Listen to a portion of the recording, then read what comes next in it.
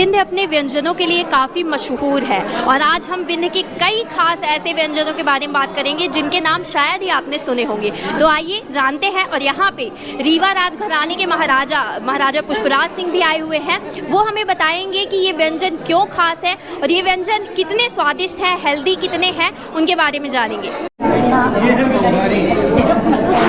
और महुआरी जो है ये वैसे एक प्रकार से ट्राइबल डिश भी है, हमारे आदिवासियों की भी है। आदिवासियों के लिए जब हम लोग कहते हैं और महुआ की बात करते हैं तो या तो आपके चैनल की बात कर देते हैं या और कुछ बात कर देते हैं, लेकिन महुआ एक ऐसा फल है जो अपना का आपको जो है वो स्टार्टिंग से, जिसको हम स्टार्टर्स कहते हैं, वहाँ से लेके स्वीट डिश तक आपको ये महुआ दे सकता है। और उसके अलावा महुआ भी दे सकता है। ये है मुनगा। और मुनगा को इंग्लिश में क्या कहते हैं मालूम है? Drum sticks. और अभी हाल में माननीय प्रधानमंत्री जी ने मुनगा के पराठे की डिश बताई है और वो बहुत वायरल हुई है। मुनगा बहुत ही हाई प्रोटीन है, बहुत ही उसमें प्रोटीन की मात्रा बहुत ज़्यादा होती है। साउथ इंडिया में वो रसम में भी पड़ता है, सांभर में भी पड़ता है। हमारे यहाँ उसकी कढ़ी भी बनती है, साग भी बनता है, सब्जी भी बनती है। ये महुआ का लड्डू है। मैंने कहा था ना, स्टार्टर से लेके एपेटाइज़र से लेके स्वीट डिश महुआ देता है। हमने दुर्भाग्य से उस बेचारे को एक ग्लास में सीमित कर दिया है। मठरी, ख़ास तौर से जब आप लोग ट्रेन में जाते हैं ना, तो आपके मम्मी पापा आपको मठरी मान के देते हैं अचार के साथ। ये जौ का पुलाव है, जौ से बनता है।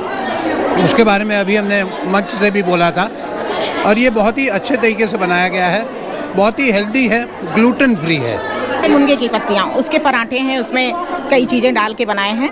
और ये बेसन की पापड़ी है, ये अपना इंदर है, इंदर के चारों रूप, फ्राई इंदर, कढ़ी इंदर की सब्जी और राइस, और साथ में अपना गुजिया और बेसन की कंप्लीट थाली है जिसमें इंद्रहार की पूरी वैरायटीज़ की डिशेस आपको बताई गई हैं।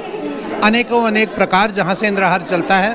पहले फॉर्मेंटेड होके जो स्टीम्ड होता है वो आप देखेंगी, उसके बाद जो फ्राई होता है, उसके बाद इंद्रहार की कढ़ी और उसके बाद रिकमच जो उसकी सब्जी होती है। बहुत अच्छा है, बहुत अच्छा है। वैसे मैं आपको एक बात बताऊं, आंवला स्वास्थ्य के लिए बहुत ही लाभप्रद है और मैं डेली मैं इसका एक ग्लास लेता हूं।